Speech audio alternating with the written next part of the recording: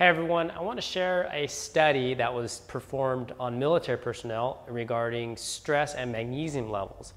And they had three groups within this study, and it was performed in Yugoslavia with military personnel.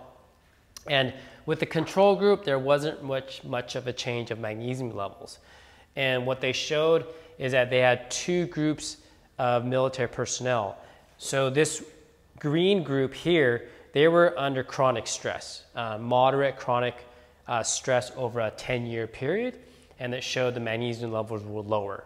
And then they also had a group that was between 3 months to a year, and their levels of magnesium were lower as well. Now this group were subchronic stress, meaning that it was very, very intense. So not moderate stress, but very intense in the context of being at war, possibly dying, etc. So this is an extreme amount of stress. Now, what's interesting about the chronic stress over 10 years, we're talking about more moderate stress. And the researchers were referring to not having holidays off or holiday pay, having political incorrectness or political intolerance, which I think applies to a lot of people all the time, whether you're in politics or not, or whatever the situation is. But what we can get out of this research study was the fact that it doesn't matter if it's really acute stress, like you get a death in the family, or you have a huge project due for work, or you're getting a divorce or a relationship issue.